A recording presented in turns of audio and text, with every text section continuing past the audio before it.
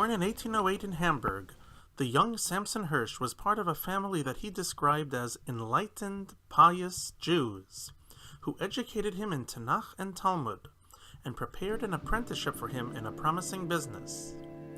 At the age of 16, he told his parents he would only find his calling in the rabbinate. When he was 13, the great Chacham Isaac Bernays became the Rav of the Elbestrasse synagogue, where the Hirsch family prayed. Chacham Bernays was a Talmud Chacham of the highest caliber, and was taken as the Rav because of his proficiency in the German language and academic studies. Hamburg at the time was a hotbed of conflict between the Reform and Orthodox. Though Rav Hirsch corresponded later with Chacham Bernays and received ordination from him, he does not refer to him as his teacher. Instead, he would study under a contemporary of Bernays, Rabbi Yaakov Ettlinger, author of Aruch LaNer, and perhaps the last German Gaon sought internationally for his halachic authority.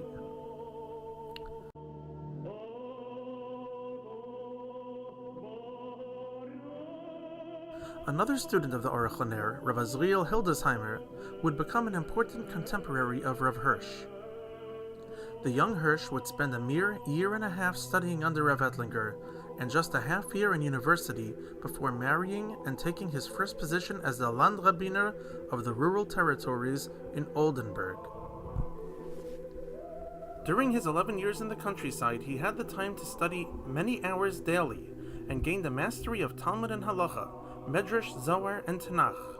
It was also during these years that he raised his pen and took the first proactive step to stem the outward migration of young Jews and present the rich depth of the Torah in the German tongue. The publication of the 19 letters was a watershed moment in Jewish history. Hirsch began this short treatise by filling the opening letter with the questions that the youth of his day harbored.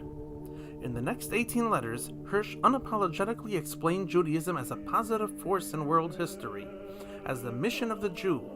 He ascribed meaning to ritual. He addressed man as a function of nature, of nation, and of history.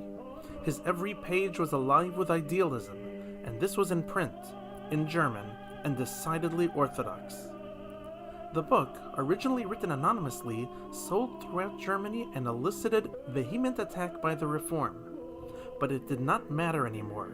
His voice had been heard.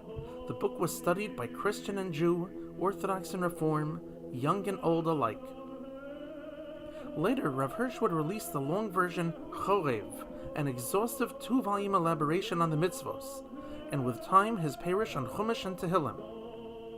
Though his halachic responsa were few, the Perush on the Torah is replete with references to questions that arise in conflicting Gemaros, Tosfos, and Medrash.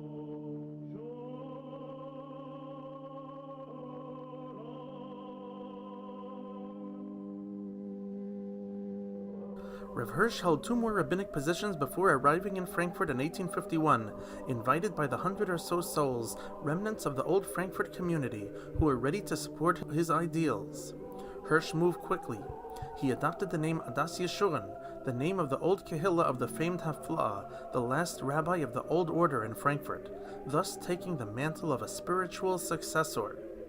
He established a synagogue in a new form, adding to it the modern trappings of the synagogues of the day, with a male choir and the use of canonical robes, and even adapting some minhagim.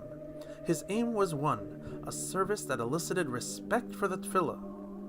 A building was erected on the Schutzenstrasse with funds supplied by members of the Rothschild family and the community, while the local composer Israel Meir Yafet composed many tunes for use in the synagogue. By 1855, Hirsch and his congregants opened the Realschule, an Orthodox day school, to compete with the existing reform-leaning Philanthropen Institute of Frankfurt. Jews began to migrate to Frankfurt from the outlying areas, and the community swelled with new members in activity. Rabbiner Hirsch will go on to distinguish the shul, the school, and the community as a prototype for unyielding, proud orthodoxy by fighting for the rights of a community to exist independently with a clear conscience, able to abide by the tenets of its faith without compromise.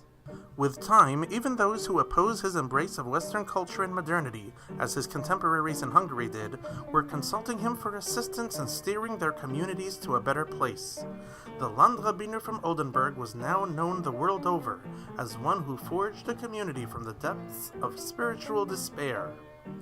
With a successor Kehillah in New York and its renown as a reliably meticulous beacon of Torah true orthodoxy, and in the proud legacy of Torah Judaism in America and abroad.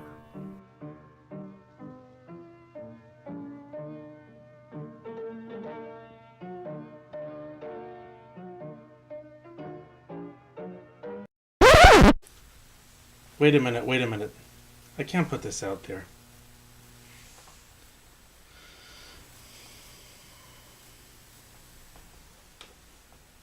What about Torah and Derech Eretz?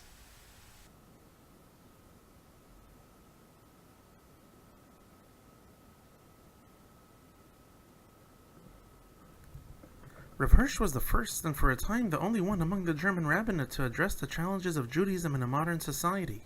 I get it. He saved the whole country. He was prolific and inspiring. There's no question about it. He was a big tzaddik, a warrior. But is his legacy at the foundation of the Torah world today? Wasn't it the Eastern European rabbis, when they arrived here, weren't they the ones responsible for rejuvenating Torah in the United States? They never invoked Torah and Derech Eretz. And what about the early day schools? RJJ, Salant, Torah Vadas?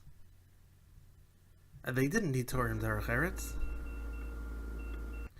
Is Orthodox life in the United States today devoid of Rav Hirsch's stance? Or is his stance so ubiquitous that it's a given? And if something is everywhere, then maybe it's nowhere, because it has nothing left to teach. Does Torah and Derech Eretz mean we take our children out of the Beis HaMedrash to lag behind the generation? Is an Eastern European yeshiva that allows college attendance an example of Torah and Derech Eretz? What about Yeshiva University? They have their own motto.